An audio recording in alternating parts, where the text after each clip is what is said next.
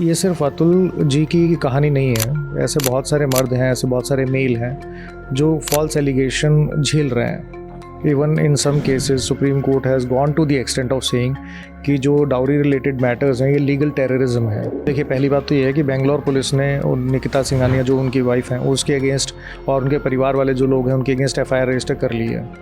और FIR register हुई abatement to suicide के जो लॉ है उसमें। प्रॉब्लम ये है कि जो उन्होंने कोर्ट में केस किया, she was exercising her right as per law. ठीक है, मैं मोरालिटी एथिकल बिहेवियर की बात नहीं कर रहा हूँ, इट इज़ द लॉ। और साथ में कोर्ट ने एक लॉफुल ऑर्डर दिया कि आपको मेंटेनेंस पे करनी है। तो मुझे नहीं लगता कि इस केस में कोई कन्विक्शन जो है वो होने के चांसेस हैं। शादी हुई, फेरे हुए, विदाई हुई, उसके बाद अगले दिन पग फेरा होता है। पग फेरा होने के बाद अगर वो कहती है कि मैं तो अपने मायके में रहूँगी, मैं तो नहीं आ रही, और मैं यहाँ बैठ के डोमेस्टिक वायलेंस की कंप्लेंट फाइल करूँगी क्योंकि रात को तुमने मेरे साथ ये गलत कर दिया, who is gonna disprove that? और कैसे डिस्प्रूव करोगे? कितना मेंटेनेंस दिया जाना चाहिए, कब दिया जाना चाहिए, स्पेशली अगर शॉर्ट लिव्ड शादी है तो क्या वाइफ का उतना ही हक बनता है आपकी प्रॉपर्टी पर, मेंटेनेंस पर? क्योंकि आजकल हम ऐसी भी शादियां देख रहे हैं जो 2 महीने में टूट जाती हैं, 2 हफ्तों में टूट जाती हैं। कोर्ट ने ऑर्डर किया मेंटेनेंस, आपको महीने के 10,000 रुपये देने हैं तो आपको 10,000 रुपये देने हैं। अगर कोर्ट ने डायरेक्शन दे दिया कि 2 लाख रुपये महीना देना है तो आपको 2 लाख रुपये महीना देना है। जिस महीने आप पैसे नहीं दोगे उस महीने की जेल हो सकती है आपको। ये मंथ वाइज है, ये ऐसा नहीं होता कि आपने एक बार कर दिया और आप बोलो कि इस महीने की जेल काट लेता हूँ, साल भर पैसे नहीं दूंगा। हर महीने के हिसाब से आपको जेल हो सकती है। This is the law.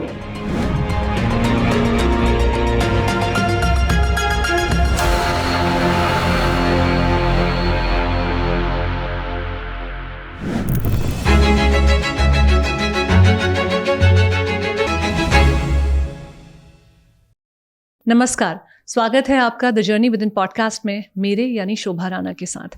मैं एक इमोशनल इंटेलिजेंस और माइंडसेट कोच हूं और साथ ही इस पॉडकास्ट की होस्ट और क्रिएटर भी हूं।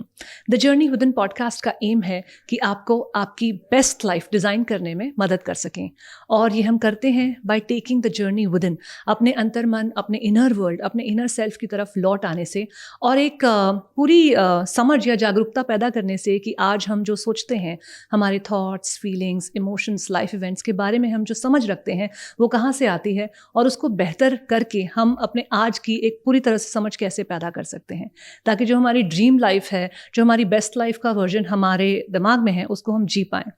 आज की जो कॉन्वर्जेशन है बहुत ही स्पेशल है क्योंकि मेंटल हेल्थ, इमोशनल हेल्थ एक बहुत इंपॉर्टेंट पार्ट रहा है the journey within podcast का।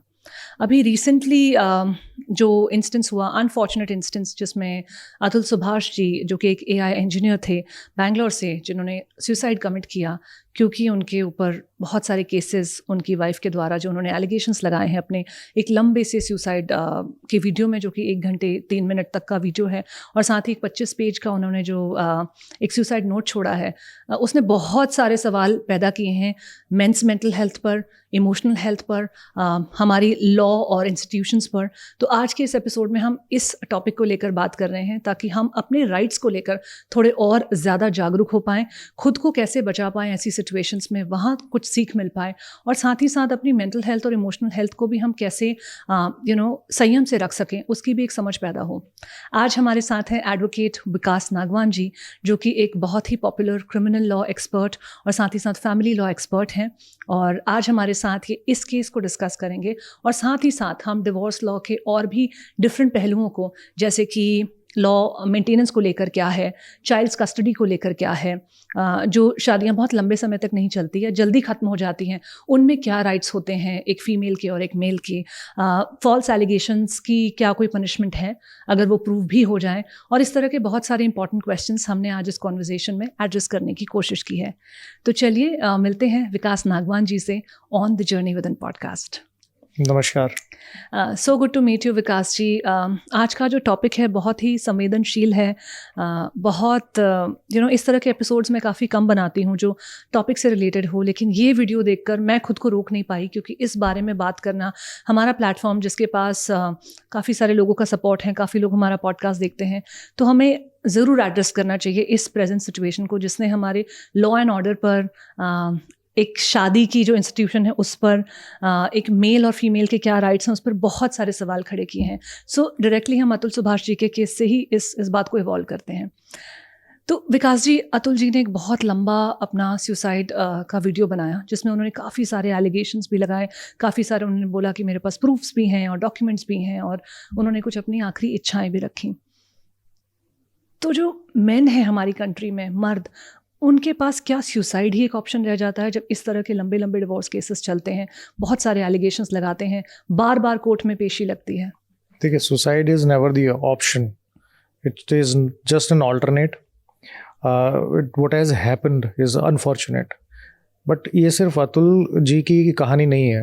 ऐसे बहुत सारे मर्द हैं, ऐसे बहुत सारे मेल हैं जो फॉल्स एलिगेशन झेल रहे हैं.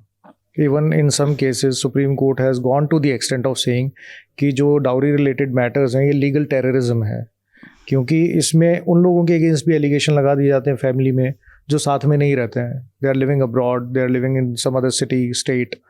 400 किलोमीटर दूर का डिफरेंस है. कुछ लोग ऐसे भी होते हैं जिन्होंने सिर्फ शादी अटेंड की होती है, उनके अगेंस्ट भी एलिगेशन लग जाते हैं. तो fighting your legal battle is the option you have, लेकिन suicide is never the option. Fight करना चाहिए था. अब लेकिन साथ में जो हो गया, whatever has happened. There are few court cases which were already going on, और उसमें इनके against there were orders of the court कि आप मेंटेनेंस पे कीजिए, और वो मेंटेनेंस का जो बर्डन है, उनके शायद सुसाइड नोट में ये भी लिखा हुआ है कि 50% जो मेरी इनकम है वो तो इसी में जा रही है, और मेरा ही पैसा जो है वो मेरे अगेंस्ट यूज़ हो रहा है. स्पेशली इन अ सिचुएशन कि my wife is already earning, she is well employed. तो ये जो चीज़ है ना, कुछ कई बार हस्बैंड्स के अगेंस्ट, फादर के अगेंस्ट कुछ ऐसी हो जाती है कि उनको लगता है कि suicide is the last option. But mark my words, suicide is never the last option. आपको लड़ना पड़ेगा, कानून आपके खिलाफ है, सिस्टम आपके खिलाफ है, लेकिन लड़ाई इज़ दी ओनली सॉल्यूशन. विकास जी, जो मैं पूछना चाह रही हूँ कि मेन के लिए यहाँ पर क्या होप है, जिनकी फैमिली को एक तरह से प्रताड़ित करते हैं, उनके ऊपर केसेस हैं, पेरेंट्स के ऊपर केसेस हैं, ब्रदर सिस्टर्स के ऊपर केसेस हैं, जितने फैमिली मेम्बर्स हैं सबको केसेस में आपने डाल दिया है. कहीं पे डाउरी का केस है, कहीं पे फॉल्स रेप एलिगेशंस हैं, कहीं पे मारपीट का, डोमेस्टिक वायलेंस का एलिगेशन है.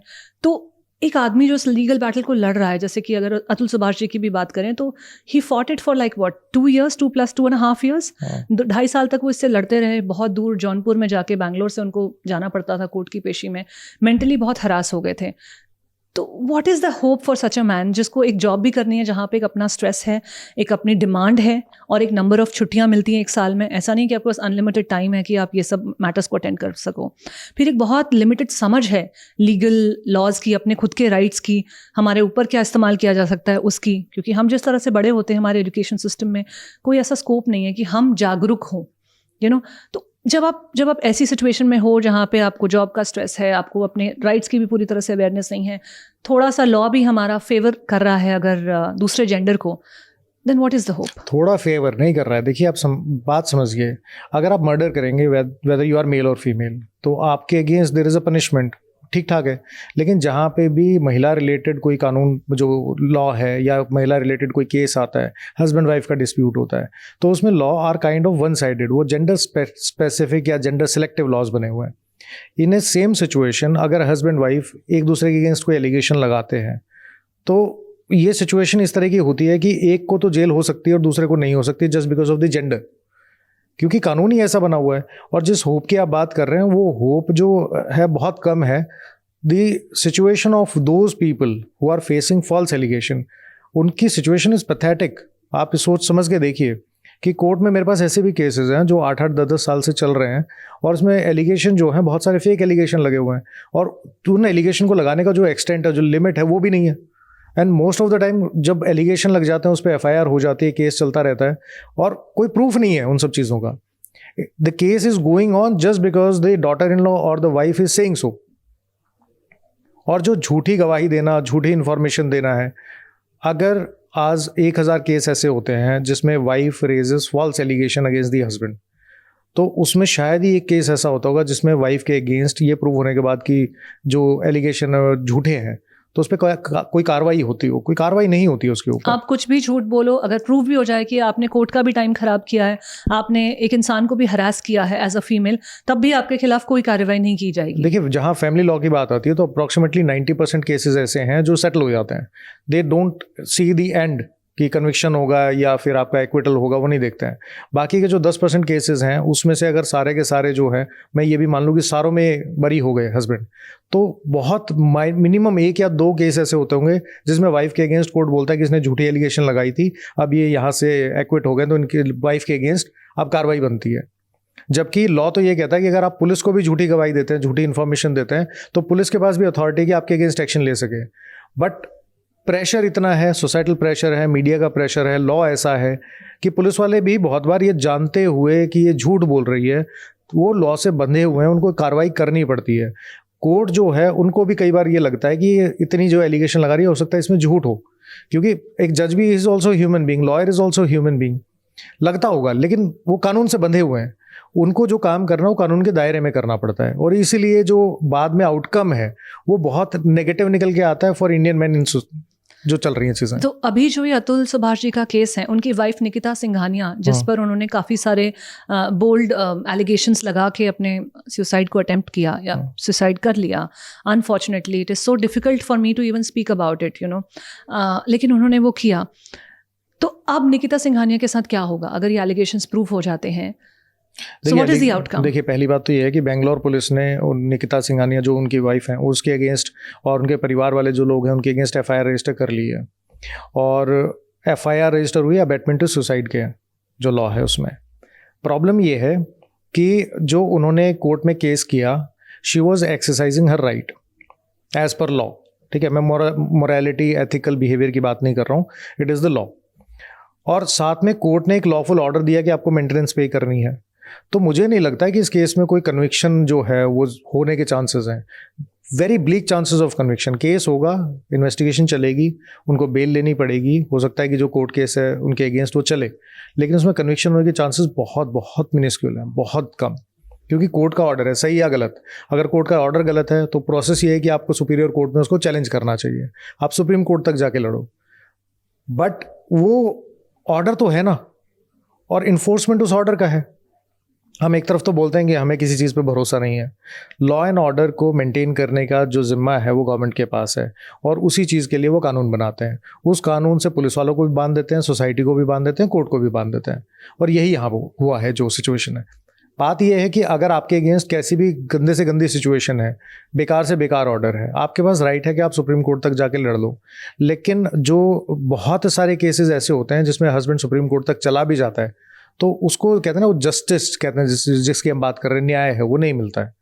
क्योंकि आपके पास कितने भी प्रूफ होते हैं, इंटरिम मेंटेनेंस अगर एक बार डिसाइड हो गई तो उसको चेंज करवाना, although there are laws and there are provisions, लेकिन उसको चेंज करवाना, उसको सेट असाइड करवाना थोड़ा सा डिफिकल्ट होता है। अच्छा, हमारे लॉज में मेंटेनेंस का क्या लॉ है? कितना मेंटेनेंस दिया जाना चाहिए, कब दिया जाना चाहिए? स्पेशली अगर शॉर्ट लिव्ड शादी है तो क्या वाइफ का उतना ही हक बनता है आपकी प्रॉपर्टी पर, मेंटेनेंस पर? क्योंकि आजकल हम ऐसी भी शादियां देख रहे हैं जो 2 महीने में टूट जाती हैं, 2 हफ्तों में टूट जाती हैं। तो फिर वहाँ पे क्या राइट्स हैं एक औरत के, और कैसे मैन अपने आप को प्रोटेक्ट कर सकते हैं? आप 2 महीने की शादी की बात करो, मैं 24 घंटे की शादी की बात कर लो। मैं कह रहा हूँ 24 घंटे भी छोड़ दो, शादी हो गई, फेरे हो गए, आधे घंटे की शादी की बात कर लो। As soon as the marriage is complete, शादी हो गई, wife gets the right, all the rights. Domestic violence act में आपके जो भारतीय न्याय संहिता है उसके अंदर जो उसके राइट्स हैं, मेंटेनेंस से रिलेटेड जो राइट्स हैं उसके राइज हो गए हैं, वो she can claim at any point of time. वो हो सकता है कि यहाँ से फेरे हुए, विदाई हुई, घर गई, एक दिन वहाँ रुके और अगले दिन वापस आके और ये सारे क्लेम कर सकती है। राइट तो ये है उसका। जरूरी थोड़ा 2-3 महीने की शादी का क्या मतलब है? ये हमारे लॉ में प्रोविजन है कि जैसे ही आपका शादी हो गई तो आपको सारे राइट्स मिल जाएंगे, legal rights. Obviously you are a legally wedded wife. जैसी शादी होती है हमारे यहाँ, देखिए शादी कैसे हुई, शादी हुई, फेरे हुए, विदाई हुई, उसके बाद अगले दिन पग फेरा होता है। पग फेरा होने के बाद अगर वो कहती है कि मैं तो अपने मायके में रहूँगी, मैं तो नहीं आ रही, और मैं यहाँ बैठ के डोमेस्टिक वायलेंस की कंप्लेंट फाइल करूँगी क्योंकि रात को तुमने मेरे साथ ये गलत कर दिया, who is gonna disprove that? और कैसे डिस्प्रूव करोगे?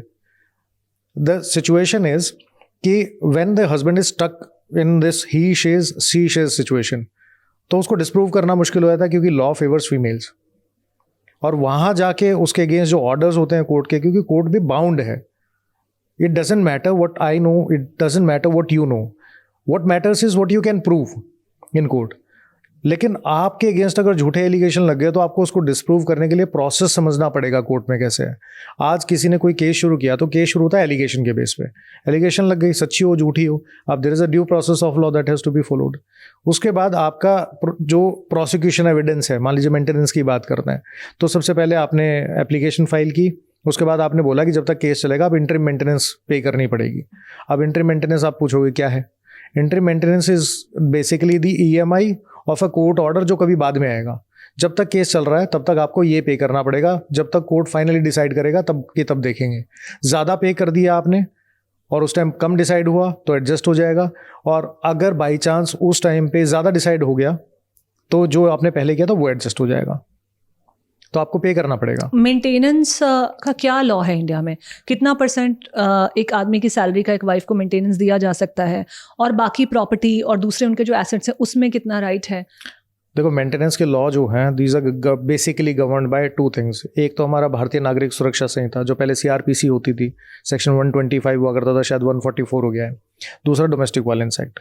तो हस्बैंड की वाइफ जो इनकम है उसमें से कितना मिलना चाहिए उसका कोई क्राइटेरिया एज पर लॉ में लिखा नहीं हुआ है, लेकिन बाय वर्च्यू ऑफ CPC जहाँ पे आपका जो टोटल इनकम है जो कोर्ट ऑर्डर में अटैच हो सकती है, उसके लिए मान के चलते हैं कि 25 से 30% of the income of the husband can be taken by wife. अगर वो 100 रुपये कमा रहा है महीने के तो उसमें से 30 रुपये तक जो वाइफ है वो ले जा सकती है। अगर बच्चे हैं तो ये 30 रुपये जाके 50 रुपीज़ तक भी हो सकता है, उसकी आधी जो सैलरी है, आधी इनकम है वो टोटल जा सकती है। This is basically the criteria जिसको हम मान के चलते हैं। ये 15% भी होती है, 20 भी होती है, 30 तक मैक्सिमम जाती है, उससे ज़्यादा जनरली कोर्ट नहीं करता है, ओनली रिलेटेड टू वाइफ। अगर वाइफ इंडिपेंडेंट हो तब भी? वाइफ इंडिपेंडेंट है तो उस पर मैं आता हूँ। तो अगर, लेकिन क्राइटेरिया सिंपल सा ये है कि if she is not able to maintain her self, that is under the Bharatiya Nagarik सुरक्षा संहिता। लेकिन ये बड़ा वेग स्टेटमेंट नहीं है? अपने आप को मेंटेन नहीं कर पा रही है का क्या मतलब है? किस तरह से मेंटेन नहीं कर पा रही है? क्या उनकी एवरीडे लिविंग डिस्टर्ब हो रही है? क्या वो अपना व्हाट इज द डेफिनेशन? देखिए, आप इसको इस तरीके से समझिए कि कहीं पे गांव में रहने वाली लेडी जो है उसको कम पैसे में उसका गुजारा हो सकता है, लेकिन किसी मेट्रोपॉलिटन सिटी में, मुंबई के हीरानंदानी एस्टेट में रहने वाली लेडी का जो गुजारा है वो कम पैसे में नहीं हो सकता। अगर आप DLF में रहते हो तो आपकी जो मेंटेनेंस वो 10-15 हज़ार रुपये से ऊपर ही रहेगी। तो इसका मतलब वो तो आपका बाहर चला गया। उसके बाद आपका जो बिजली का खर्चा है, खाने का खर्चा है, जो ट्रैवलिंग का खर्चा है, मेडिकल का खर्चा है, एवरीथिंग कैन बी क्लेम्ड। अगर आप खुद को मेंटेन नहीं कर पा रहे हो इसका मतलब ये हो गया कि जो इनकम आपके पास है, अगर ज़ीरो है तो बिल्कुल नहीं मेंटेन कर सकते, लेकिन अगर आप कुछ कमा रहे हो 50,000 60,000 रुपये, उसमें आपका गुजारा नहीं हो रहा, आपकी रिक्वायरमेंट 1.5 लाख रुपये की है, and your wife your husband has sufficient means to maintain your self.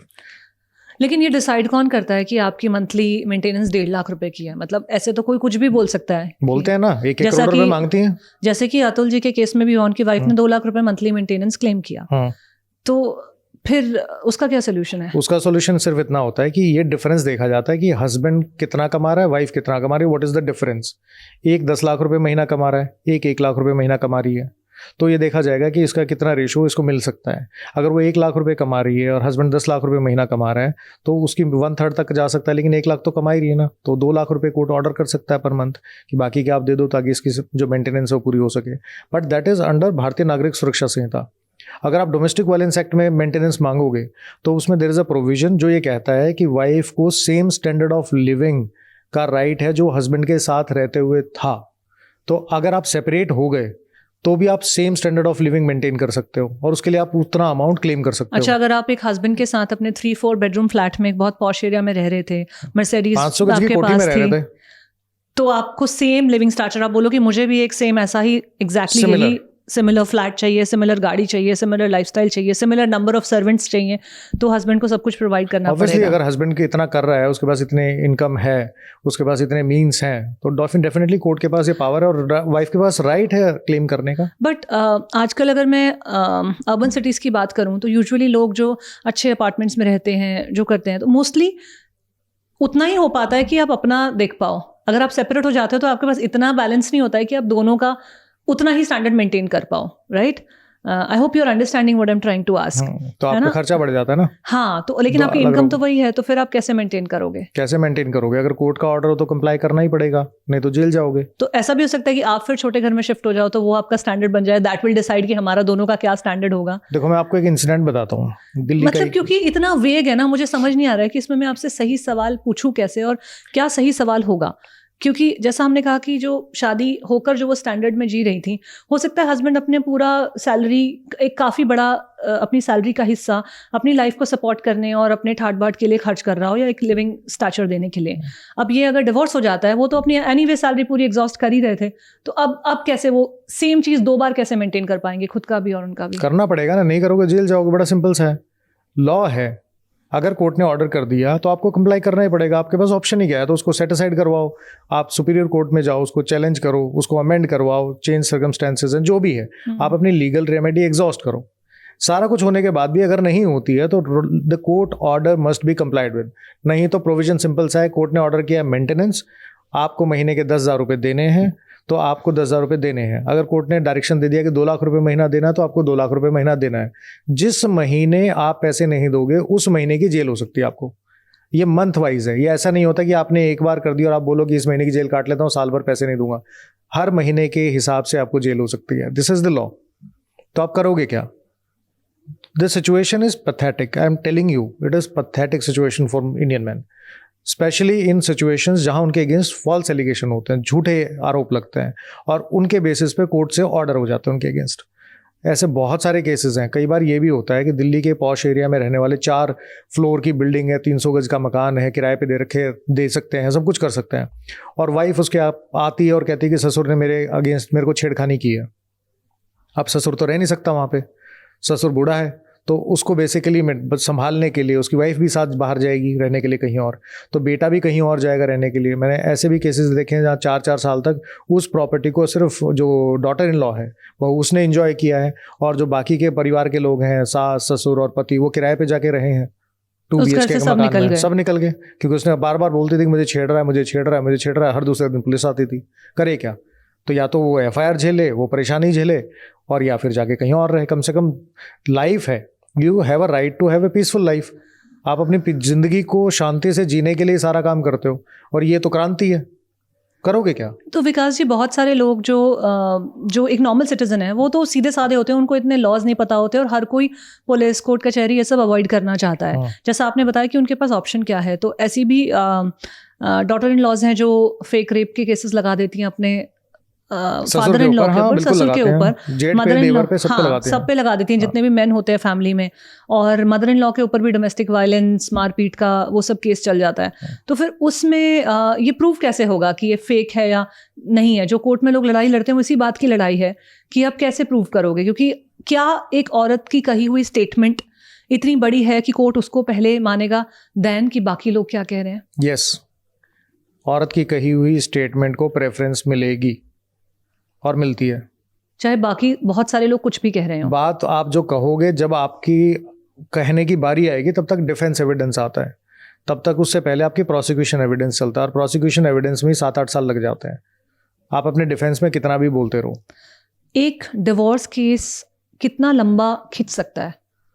खींचने के लिए क्या, 30 साल भी चल सकता है डिवोर्स केस, उसमें कौन सी बड़ी बात है। और इसमें लिटिगेशन का खर्चा क्या होता है, अगर मैं पर मंथ की बात करूं तो? ये आपके लॉयर पे डिपेंड करता है। अगर आप पर मंथ के हिसाब से उनको पे कर रहे हो तो पर मंथ के हिसाब से हो सकता है कोई कम ले रहा हो, कोई ज़्यादा ले रहा हो।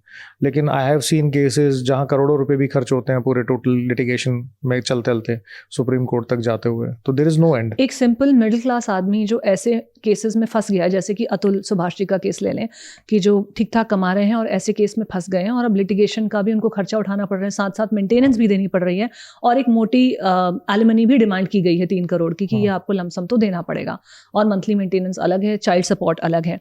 तो एक मिडिल क्लास आदमी जो अपने सीधी लेन में चल रहा है, जिसके साथ ये हो जाता है, फिर उसके लिए क्या एक्शंस है, वो क्या कर सकता है? देखिए, मिडिल क्लास का मतलब आप कह रहे हो कि जिसकी इनकम बहुत ज़्यादा नहीं है। बहुत ज़्यादा नहीं, मतलब जो करोड़ों में नहीं कमा रहा है, लेकिन हाँ, एक अच्छी लाइफ, एक अच्छी सिटी में, बैंगलोर जैसी सिटी में, जहाँ पे लिविंग एक्सपेंसेस अगर देखें बहुत ज़्यादा है, बहुत ज़्यादा है, किराया बहुत ज़्यादा, मेंटेनेंस है, ट्रैवलिंग है, बहुत ज़्यादा है। हाँ, तो 1-1.5 लाख के करीब आपका लिविंग एक्सपेंस है। अगर आप एक हस्बैंड वाइफ और एक बच्चा है साथ में, तो इतना मिनिमम आपका बैंगलोर में डिसेंट जगह अगर रहना चाहते हो और 2 लाख रुपए से कम कमा रहे हो तो आप सर्वाइव नहीं कर सकते। वहाँ पे खर्चे इतने ज़्यादा हैं। ऐसी जितनी भी मेट्रोपॉलिटन सिटीज़ हैं वहाँ ये सिचुएशन है।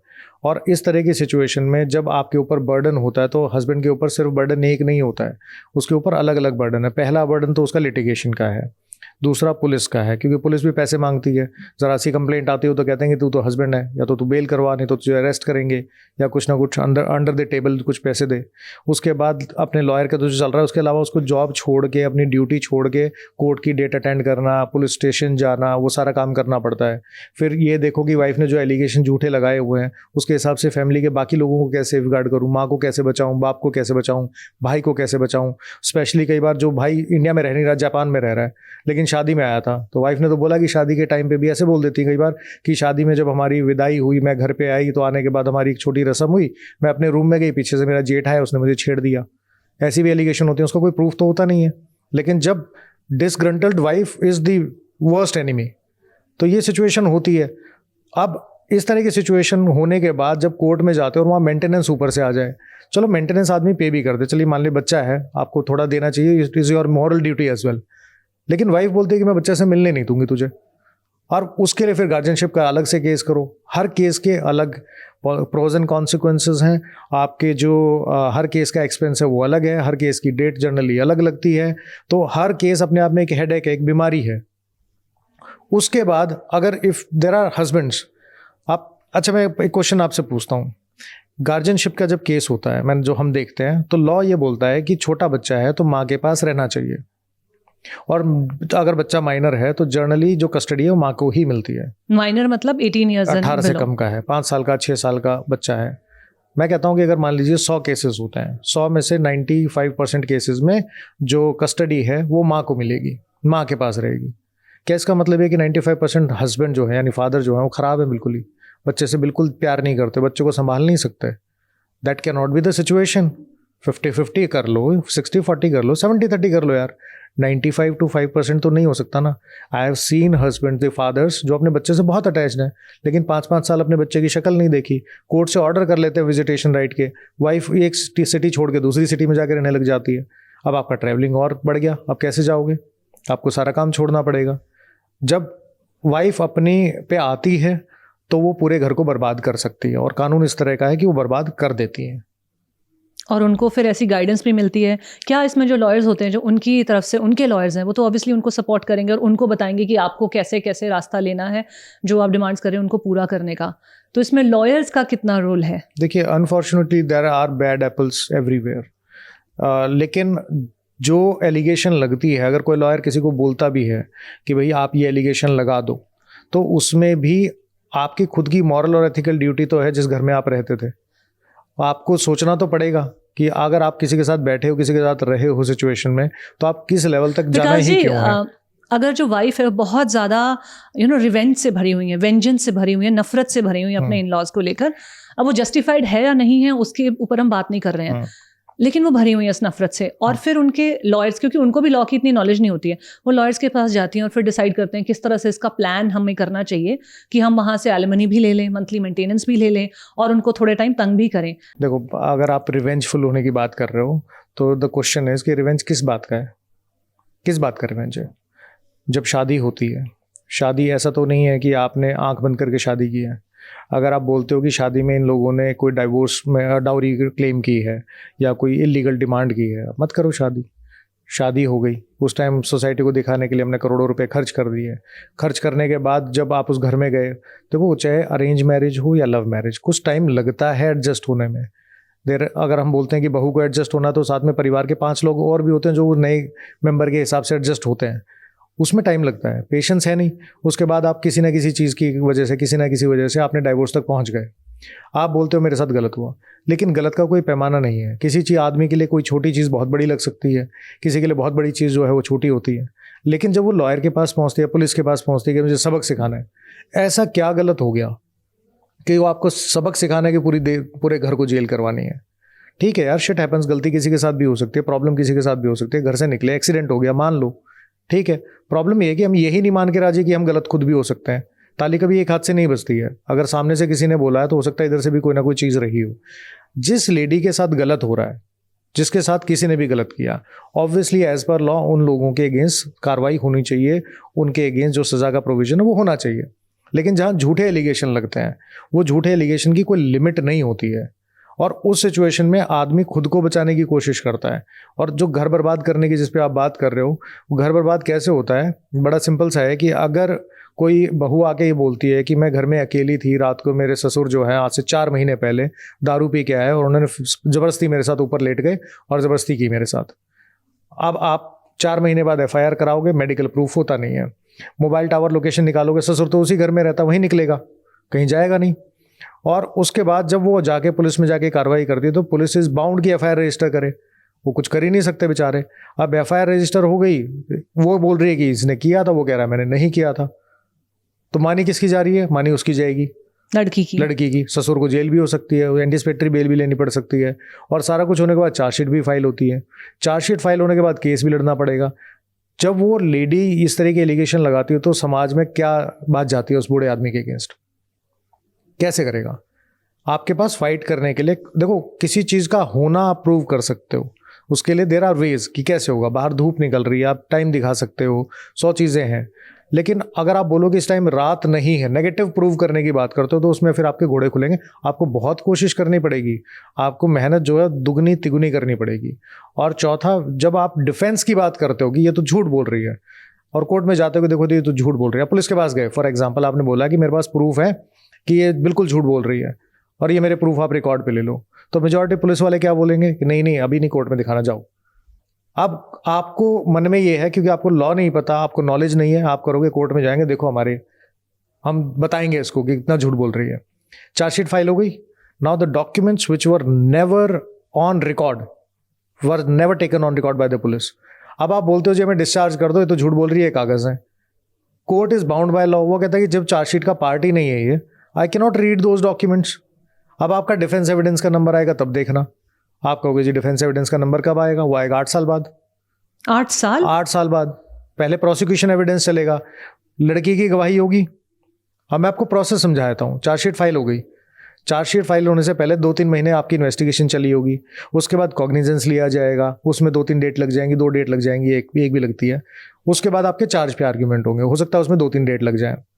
उसके बाद आपका प्रोसिक्यूशन एविडेंस शुरू होता है। मान लीजिए 10 विटनेस हैं और 10 विटनेसेस के लिए आपको 2-2 बार गवाही होगी, 2-2 डेट लगेंगी, तो 20 डेट उसकी लग गई। एक डेट अगर आपकी 6 महीने में लग रही है तो कितने साल निकल गए? और ये 6 महीने में लगती है क्योंकि हमारे कोर्ट्स इतने बर्डनड हैं। 3 महीने तो मिनिमम लगते हैं डेट के लिए, उसके बाद 6 महीने भी लग जाते हैं। और ऐसे भी केसेस होते हैं जिसमें 1 साल बाद की डेट मिलती है। तब क्या करोगे? तो जब तक वो प्रोसिक्यूशन एविडेंस खत्म नहीं होगा तब तक आपका डिफेंस का नंबर नहीं आएगा, और जब तक डिफेंस की बारी नहीं आएगी तब तक आप अपने डॉक्यूमेंट्स कैसे रिकॉर्ड तो तब तक आप क्या करोगे? आप झेलोगे, और क्या करोगे? आपको क्या झेलना पड़ सकता है? आपको क्या नहीं झेलना पड़ेगा? जब चार्जशीट हो गई है, आप अक्यूज्ड हो उसके अंदर, अगर आप कोर्ट की डेट पे नहीं जाओगे तो कोर्ट के पास अथॉरिटी आपके अगेंस्ट अरेस्ट वारंट इशू करे, आपकी बेल कैंसिल कर दे, आपके जमानती को बुला ले, और जो डेट है वो आपको अटेंड करनी पड़ेगी, जो लॉयर की फीस है वो आपको बियर करनी पड़ेगी, आपको अपना काम धंधा छोड़ के कोर्ट पे आना पड़ेगा। बहू ने तो एक बार केस कर दिया, उसकी गवाही के लिए 2 या 3 डेट लगेंगी मैक्सिमम। वो तो जब गवाहियाँ टोटल, लेकिन जो टोटल केस चलेगा एज एन अक्यूज तो आपको लड़ना पड़ेगा।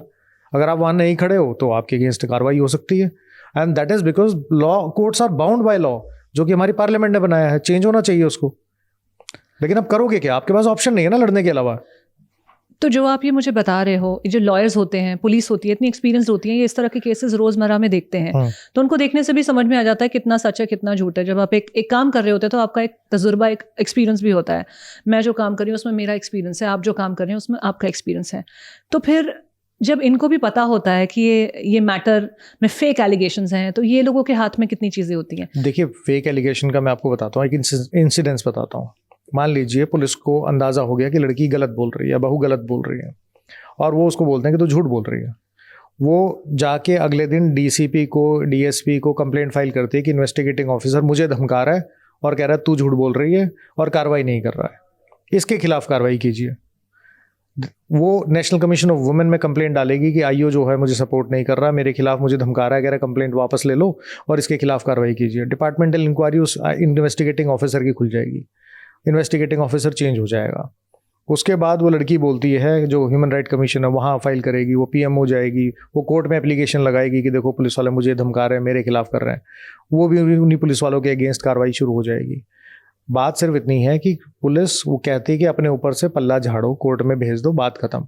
अब उसके लिए सबसे आसान तरीका क्या है? सबसे आसान तरीका है कि लड़की ने बोला यार चार्जशीट फाइल कर दी, चलो तुम देखते रहना, कोर्ट में लड़ते रहना।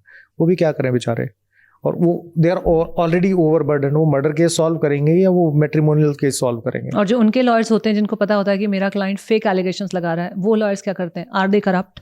देखिए, करप्ट का मतलब ये होता है कि you are taking some money against your duty. Codified as a lawyer मैं आपको बता दूं, हमारी ड्यूटी सिर्फ इतनी होती है कि जो आदमी कोर्ट में जाना चाह रहा है, वो जो बात रखना चाह रहा है कोर्ट के सामने, उस बात को उसी तरीके से रख दिया जाए या उसको और अच्छे तरीके से रख दिया जाए समझा के।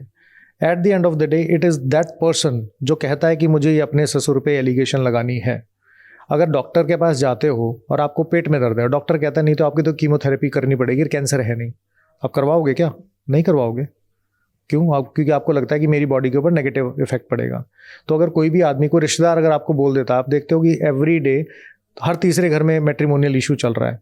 कोई भी आके, बुआ आके, मामा आके बोल देगा कि देखो जी उसके यहाँ ऐसा हुआ था, उसकी बहू ने ऐसे ऐसे किया था। तो लॉयर के आने से पहले लोगों को बहुत पता होता है, ऐसा नहीं है कि नहीं पता है। गूगल पे जाते हैं, सर्च करते हैं क्या क्या एलिगेशन लगाने हैं, वो सब लिस्ट आ जाती है कि ये एलिगेशन लगती हैं। लॉयर की गलती नहीं है, वो जाके पहले से ही पढ़ के आ रहे हैं। और स्पेशली फेक केसेस करने में वो लोग ज़्यादा आगे हैं जो पढ़े लिखे हैं, क्योंकि जो रूरल एरिया है जहाँ इन लॉज की सबसे ज़्यादा ज़रूरत है, इन कानूनों का जहाँ बेनिफिट नहीं मिल रहा है, वहाँ इसका इम्प्लीमेंटेशन सबसे कम है। उसका सबसे बड़ा रीज़न ये है कि वहाँ सोसाइटी बहुत कॉम्पैक्ट है, परिवार का बहुत प्रेशर होता है, गांव का बहुत प्रेशर होता है, रिश्तेदारी का, लड़कियों का, शादी खत्म नहीं कर सकते, लड़कियों के ऊपर कि शादी खत्म नहीं करनी। अब एक बात बताओ, रूरल एरिया में कोई भी आदमी, बाप अपनी बेटी को बोलता है कि लड़के मेरे घर पे मत आना। अब बेचारी अगर लड़की परेशान है तो किसके पास जाएगी? हमारे भी गाँव में एक कहावत है बड़ी, कहते हैं कि बाहर से लड़के आदमी घर में आता है, बाहर से डर के आदमी घर पे आता है, घर से डर के कहाँ जाएगा? फादर ने तो बोल दिया कि यहाँ लड़के मत आना, लेकिन अगर वहाँ उसके साथ कुछ गलत हो गया तो जाएगी तो फादर के पास ही।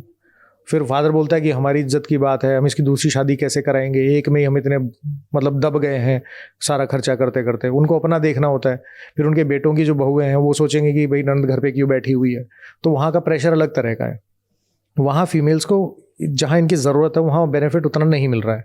लेकिन जो अर्बन एरियाज़ हैं, जहाँ पढ़ी लिखी लेडीज़ हैं, जो गूगल करती हैं, जो चैट जीपीटी यूज़ करती हैं, जो बुक्स भी खरीद सकती हैं, जिनके पास ये इतने रिसोर्सेज हैं कि वो लॉयर को अपनी तरफ से फीस दे सकती हैं, they are earning well enough, और अच्छी गाड़ी में चल रही हैं, वो लेडीज़ इसका मिसयूज़ कर रही हैं। क्या मतलब है यार इन बातों का? विकास जी, आपकी नज़र में डिवोर्स केसेस इतने अगली क्यों हो जाते हैं? लड़कियां इतनी रिवेंजफुल क्यों हो जाती हैं? देखिए, रिवेंजफुल नहीं होती हैं, मैं आपको frankly I am telling you, revengeful सारे केसेस नहीं होते हैं। अगर 10 केस आ रहे हैं तो हो सकता है कि 1-2 जेन्युइन केसेस हों जिसके अंदर उनको बड़ा गुस्सा रहता है कि मेरी ज़िंदगी बर्बाद कर दी। लेकिन ज़िंदगी बर्बाद करने की जो मेंटेलिटी है, जो उनके अंदर, ये कहते हैं ना, बचपन से उनके अंदर भर दिया गया है कि लड़की की ज़िंदगी लड़का बर्बाद करता है। बेटा बॉयफ्रेंड मत बनाना, तुम्हारी ज़िंदगी ख़राब हो जाएगी। बेटा प्रेग्नेंट हो गए तो तुम्हारी ज़िंदगी ख़राब हो जाएगी। यार कॉलेज में तुम लिव इन में रह गए तो तुम्हारी ज़िंदगी ख़राब हो जाएगी। और ये किसी को पता लग गया तेरा बॉयफ्रेंड है तो क्या करेंगे, तेरी शादी कैसे करवाएंगे। और ये डायलेमा है सोसाइटी के अंदर, प्रॉब्लम है। वो जब शादी करती है तो उसको लगता है कि मेरी ज़िंदगी अगर किसी ने ख़राब की तो वो पति है, चाहे रीज़न कुछ भी हो। रीज़न हो सकता है, कई बार ऐसी भी मैंने देखा है कि रात को बैठ के, अपने फीमेल्स की बात कर रहा हूँ, कि रात को बैठ के वो किसी से चैटिंग कर रही है। लड़का बोलता है कि यार तू चैटिंग क्यों कर रही है रात को, ठीक है हम आपस में बैठ के बात कर सकते हैं, तो जवाब नहीं देंगी। अपनी माँ से या अपने फादर से बहुत ज़्यादा बात करना, इधर की बात उधर करना, वो भी होती है। कई सारे केसेस मेरे पास आते हैं, उसमें वाइफ बोलती है कि मुझे इससे कोई प्रॉब्लम नहीं थी लेकिन डाइवोर्स लेना है क्योंकि अपनी माँ को सारी बात बताता है लड़का। बहुत बार लड़का आके बोलता है कि मेरी सारी बात अब मेरी सास को, मतलब अपनी माँ को बताती है, अब वो उसको सिखाती है। हस्बैंड वाइफ की हो सकता है कि आपस की जो डिस्प्यूट है वो कम से कम हो, तीसरे बंदे का इंटरफेरेंस आएगा तो कहीं ना कहीं दिक्कत आएगी। और आदमी को लगता ही है कि यार इसने ऐसा किया मेरे साथ। And it is quite easy to blame somebody else instead of taking the blame on your self. हम अपनी गलती मान के आगे बढ़ सकते हैं ना, कोई प्रॉब्लम नहीं है। लाइफ इज टू शॉर्ट अगर वो खुशी से निकले, and it is too long अगर वो बहुत दुख में निकलती है। रिवेंजफुल होने का मैं आपको बता रहा था, रिवेंजफुल का क्या सिस्टम है। रिवेंज वहाँ होती है जहाँ आपको लगता है कि आपके साथ बहुत गलत हुआ है, लेकिन गलत सही की परिभाषा नहीं है। अगर गलत हो गया है तो आप उस पर पानी डाल के आगे निकल सकते हो, अपनी लाइफ तो जी लो कम से कम। आपकी जवानी का जो टाइम आपको एंजॉय करना चाहिए था वो कोर्ट कचहरी में निकल जाएगा, और निकलता है। ऐसे भी लोग हैं जिनकी दाढ़ी सफ़ेद हो गई है, बाल सफ़ेद हो गए हैं, जो लड़कियां हैं वो बुढ़ापे में चली गई हैं, झुर्रियाँ पड़ गई हैं, लेकिन केस चल रहे हैं। अब वो कहते हैं कि यार इतना लंबा क्यों चल गया। आप घर में बैठ के सॉर्ट आउट कर सकते थे ना भाई, पैसा बाद में कमा लोगे। दूसरा, रिवेंजफुल के साथ में एक चीज़ और भी है कि कानून उनको सपोर्ट कर रहा है, तो उनको लगता है कि जो मैं कर रही हूँ इट इज़ माई राइट, मेरा अधिकार है करने का, और फिर वो उसको इम्प्लीमेंट करते हैं। और जब इस तरह की कैलकुलेटिव इम्प्लीमेंटेशन होती है तो उसमें घर बर्बाद होना ही होना है। सो ऐसे जो सिचुएशंस में आज लोग फंसे हुए हैं, जो ऐसे केसेस में फंसे हुए हैं, उनके लिए आप क्या कहना चाहोगे? अगर वो ये एपिसोड देख रहे हैं तो यहाँ से उनको क्या हम ऐसा मैसेज दे सकते हैं, क्या ऐसी हिदायत दे सकते हैं, क्या ऐसा सोल्यूशन दे सकते हैं जिससे उनको कुछ होप तो नजर आए अपने रास्ते में? पहली चीज़ तो ये है कि अगर आपको कहीं पे भी घर के अंदर वाइफ की तरफ से, इन लॉज की तरफ से ज़रा सा भी इंडिकेशन मिलता है कि कुछ गलत हो सकता है, start documenting thing, start creating, having records, have the evidence कि आपके अगेंस्ट क्या गलत हो रहा है। और ये रिकॉर्ड्स आप कैसे बनाओगे? देखो, पहला तरीका तो ये है कि आपके घर में सीसीटीवी कैमरे होने चाहिए, बेडरूम में और बाथरूम को छोड़ के, कि आपके लिविंग रूम है, आपका बैल्कनी है, छत है, जहाँ पे भी आप लगा सकते हो वहाँ लगाओ। किचन तो में आपको लगता है कि ऐसी जो वाइफ्स होती हैं वो लगाने देंगी ऐसा कैमरा? आप घर में सिक्योरिटी के लिए लगाओगे ना, क्यों वाइफ को बताओगे कि मैं तेरे लिए लगा रहा हूँ? अच्छा, आपको अगर पहले से ही ऐसा लग रहा है तो आप ये अपने प्रिकॉशनरी स्टेप्स ले सकते हो। जिस दिन भी आपको ये लगता है कि मेरी वाइफ मेरे अगेंस्ट कुछ कर सकती है, इंट्यूशन तो आपको होगी ना। मैंने कहा लड़ाई झगड़ा घर में शुरू हो गया किसी भी वजह से, तो आपको कहीं ना कहीं प्रिकॉशन तो लेनी पड़ेगी। आप उसको क्यों बताना कि भाई तेरी वजह से लगा रहे हैं, आप वैसे लगा लो नॉर्मली कि भाई घर में कोई भी आ सकता है। बहुत सारे सोशल मीडिया पे चलते हैं कि दरवाज़ा खोल के घर में घुस गया, लड़ाई झगड़ा हो गया, कोई सिलेंडर देने के लिए आया था, या कोई आपने को बिल देने के आया, मिंत्रा वाला आया, कोई भी डिलीवरी बॉय आया, उसने आके आपके साथ लड़ाई झगड़ा कर दिया या फिर लूटपाट कर दी। उससे बचने की बात होती है ना, आप लगाओ आराम से। दूसरा, आप अपने फ़ोन के अंदर ऑडियो रिकॉर्ड कर सकते हो, वीडियो रिकॉर्ड कर सकते हो। तीसरा, आप जो व्हाट्सएप चैट होती है उनको संभाल के रखो। अपनी जो सास है, अपनी वाइफ से जो बात करते हो कि किस दिन क्या बात चल रही है, आपके पास एक डॉक्यूमेंटेड प्रूफ होना चाहिए कि क्या बात चल रही है, किस दिन इसने एलिगेशन लगाया, किस दिन नहीं लगाया, किस दिन हैप्पी गो लक्की वाला मूड है। अगर आप घूमने जाते हो अपनी वाइफ के साथ तो हैव दोज फोटोग्राफ्स अपने साथ में कि भाई हम ठीक ठाक गए हैं, ठीक ठाक आए हैं। कॉल रिकॉर्डिंग आपके फ़ोन में होनी चाहिए जिस दिन आप रोज़ बात करते हो, और ऐसा नहीं कि उसको डिलीट कर दो। फाइल साइज़ बहुत छोटा होता है, उसको अपनी किसी ड्राइव के ऊपर संभाल के रखो डेट वाइज, कि कभी कोई दिक्कत होगी तो क्या करेंगे। जब आपको इंट्यूशन होती है, देखिए शादी तो जजेस की भी होती है, पुलिस वालों की भी होती है, लॉयर्स की भी होती है, it is a pure Gamble. लेकिन अगर आपकी पेक्यूलियर सिचुएशन में कोई इस तरह की सिचुएशन आ गई, लग रहा है आपको ज़रा सा भी हिंट मिल रहा है, तो स्टार्ट हैविंग दोज एविडेंसेस।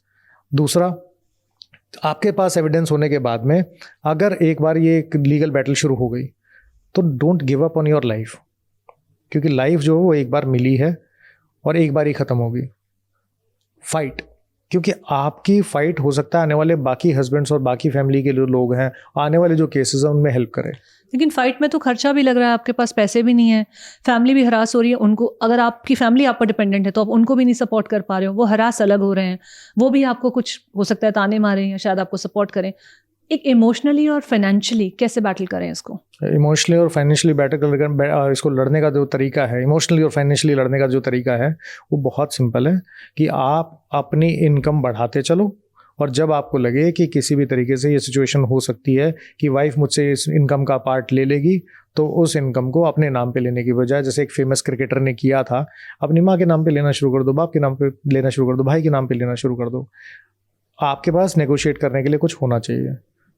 अब मैं इसलिए ऐसा बोल रहा हूँ, लोग बोलेंगे कि ये देखिए he is talking about husbands only.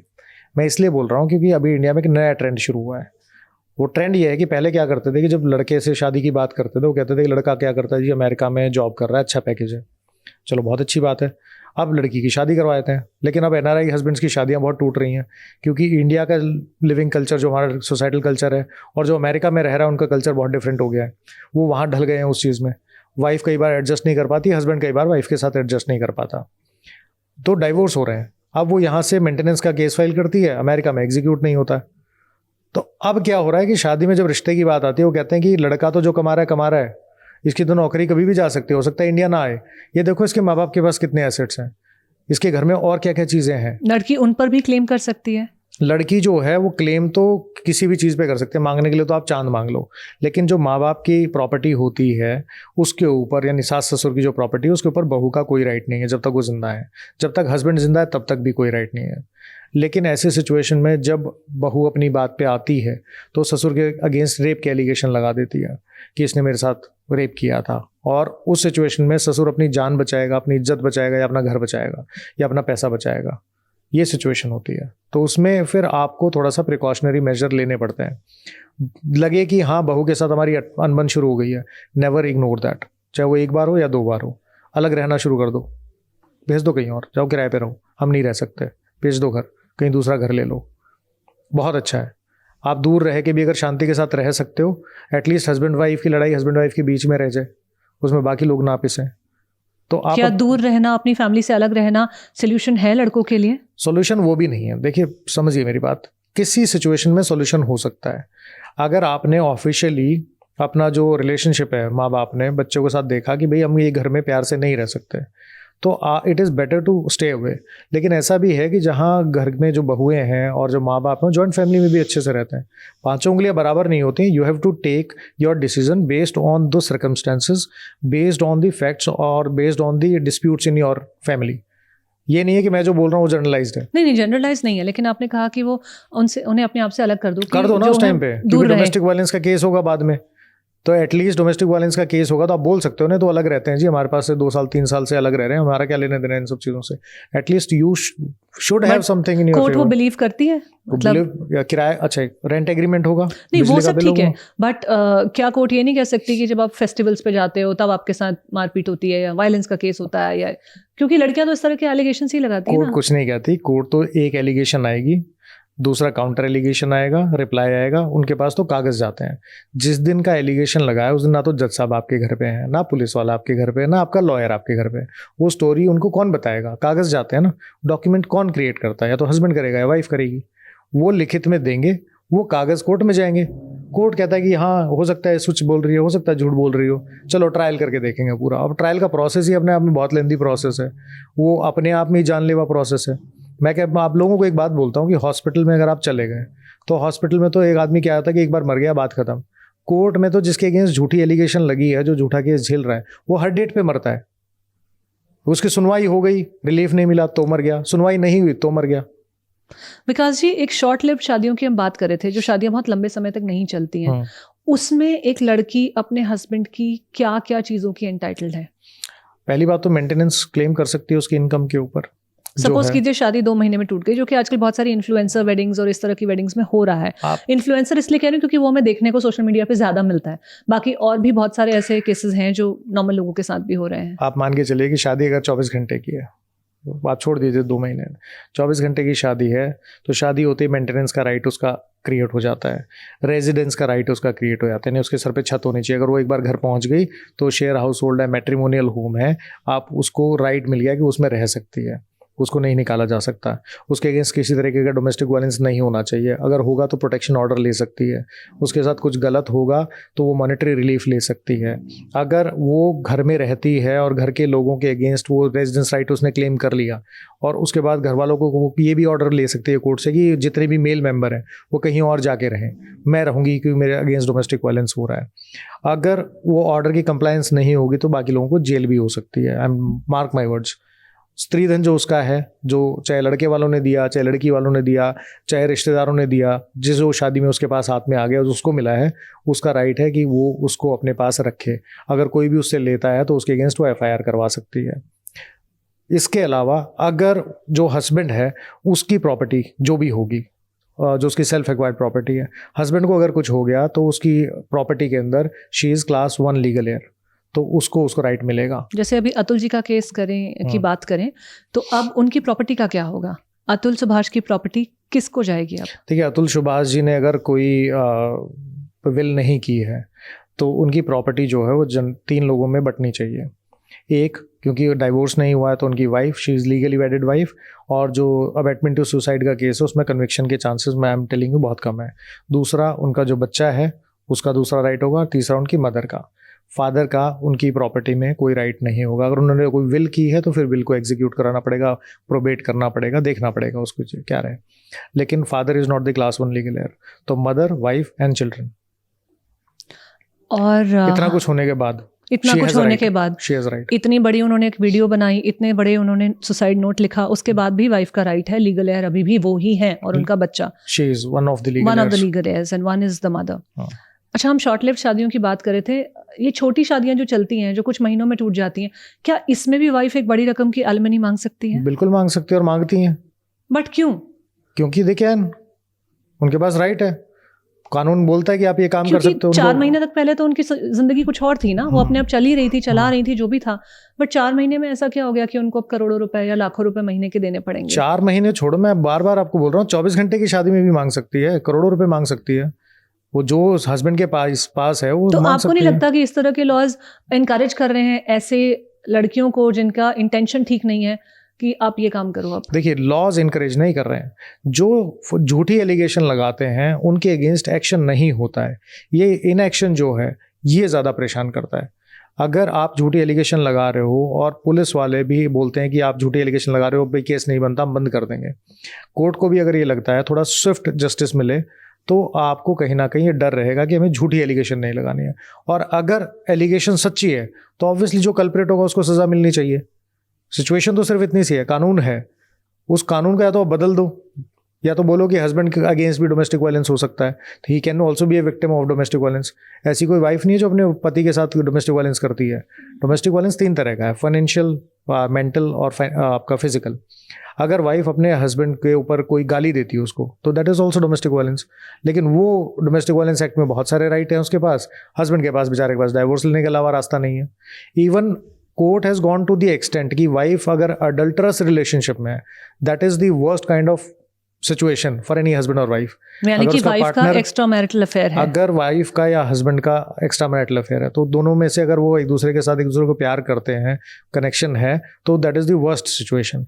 मान लीजिए वाइफ का एक्स्ट्रा मैरिटल अफेयर है और वाइफ चली गई मेंटेनेंस मांगने के लिए, तो देर आर केसेस जहां कोर्ट बोलता है कि इक्के दुक्के इंस्टेंस से आपका जो एक्स्ट्रा मैरिटल अफेयर है उससे मेंटेनेंस राइट इफेक्ट नहीं होता है, तो शी कैन ऑल्सो क्लेम। अभी कर्नाटक बॉयफ्रेंड के साथ रहते हुए भी वो अपने एक्स हस्बैंड से ले सकती है। एक्स हस्बैंड से मैं आपको एक केस बताता हूँ, साउथ इंडिया का केस था, that was in news again, कि एक वाइफ ने अपने हस्बैंड के अगेंस्ट मेंटेनेंस का केस फाइल किया and she was living with her boyfriend. Court में उसके हस्बैंड ने बोला that she is adulterous wife और इस अडल्टरी की वजह से she is not entitled to maintenance. Court ने बोला यस, इसको मेंटेनेंस नहीं मिलेगी। कुछ टाइम तक उनका चलता रहा, उसके बाद उनका डाइवोर्स हो गया। डाइवोर्स होने के बाद भी she was living with the same boyfriend. अब उसने दोबारा पिटीशन फाइल की बोल के कि I am a divorced wife, अब मुझे मेंटेनेंस दो। हस्बैंड ने फिर से सेम डिफेंस लिया कि पहले इसको मेंटेनेंस नहीं मिली तो अभी भी नहीं मिलनी चाहिए। कोर्ट कहता no. At that point of time she was legally wedded wife and adultery was a defence with you. Now she is a divorced wife और इसकी दोबारा शादी नहीं हुई है, तो even though she is living with a boyfriend in a live in relationship, doesn't matter, you have to maintain her.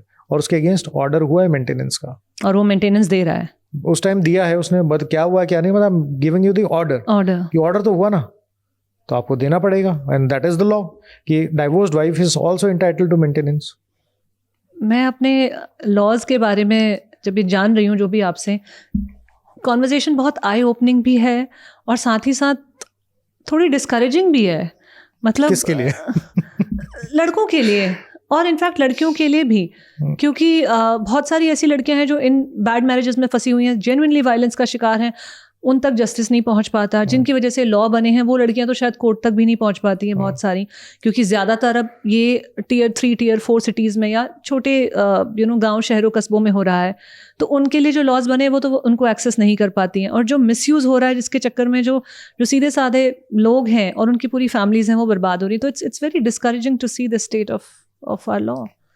Welcome to the real world Neo. आपने Matrix देखी होगी, देखिए, I am just giving you the red pill. What is the escape इसमें से? Escape, there is no escape. You are a part of the system, you have to fight the system, you have to change the system, and unless it is changed you have to keep resisting. An unjust law is no law. Still, till the time it is law, it has to be followed.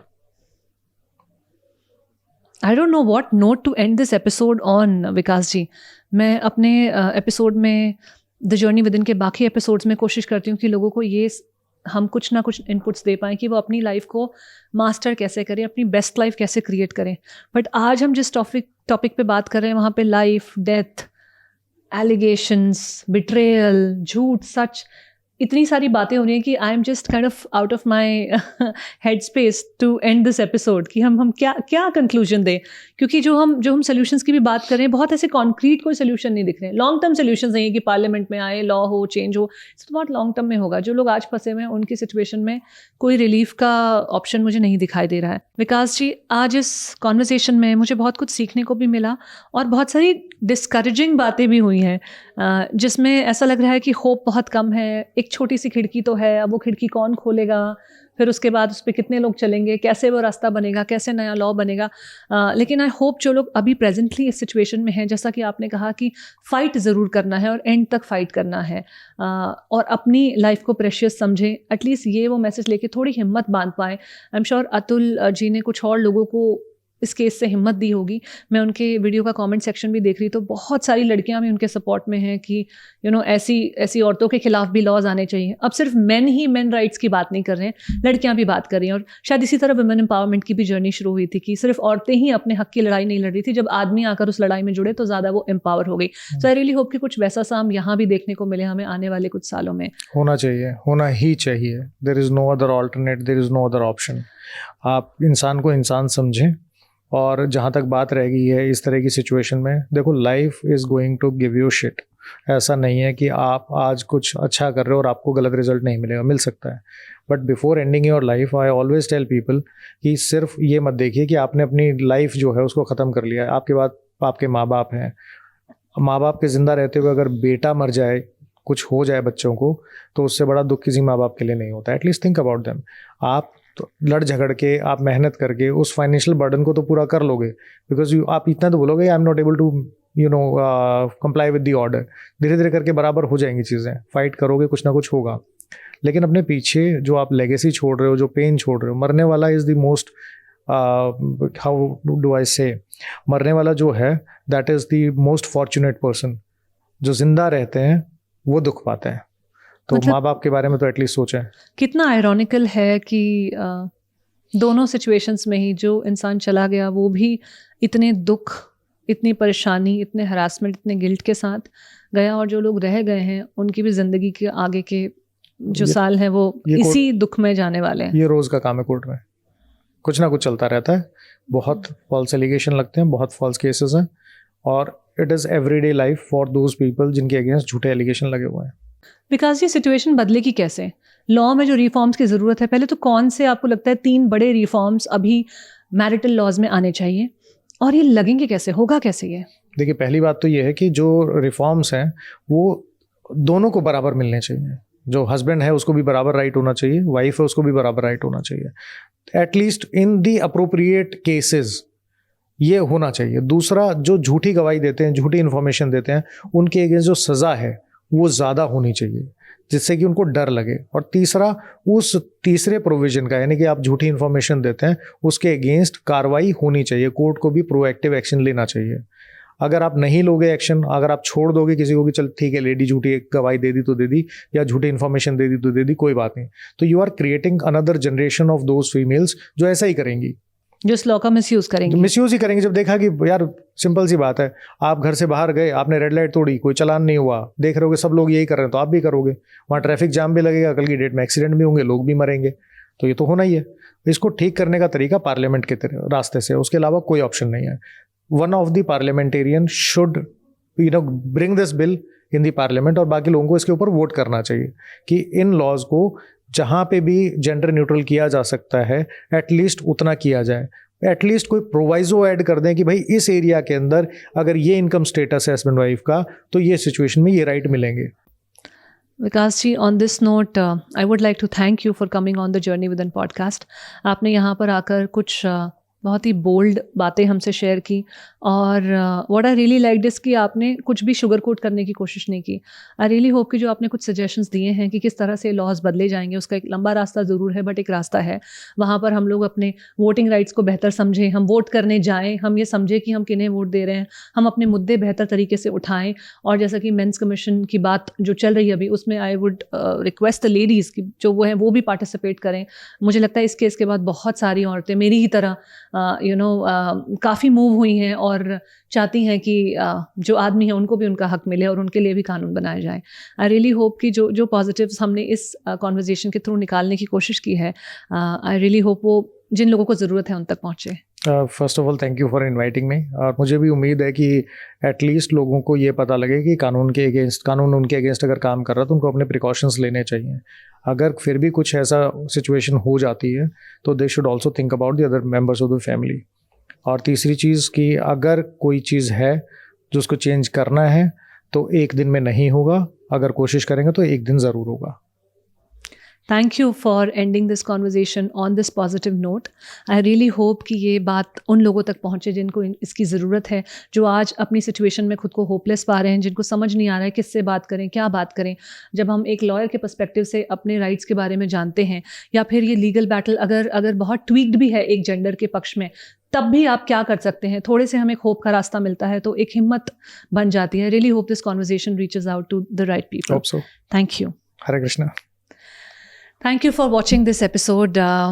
ये बहुत ही difficult conversation थी मेरे लिए। I try to maintain a smile on my face. मैं composure maintain करके conversations करने की कोशिश करती हूँ, लेकिन जो सवाल दिमाग में आ रहे होते हैं और जो पैरेलल कॉन्वर्जेशंस चल रही होती हैं, यकीन मानिए बहुत डिफ़िकल्ट होता है अपने आप को संभाल कर इस तरह की कॉन्वर्जेशन करना। Because I am not a journalist, मैं कोई लॉयर नहीं हूँ, मैं कोई डॉक्टर नहीं हूँ, मैं रोज़मर्रा मैं इस तरह की सिचुएशंस को नहीं देखती हूँ। तो आप ही की तरह मेरे लिए भी ये बहुत चौंकाने वाली, आयरॉनिकल, दुखद खबर है।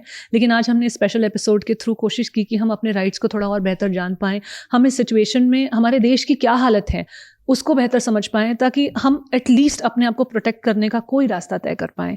Thank you for watching this episode and I will see you in the next one.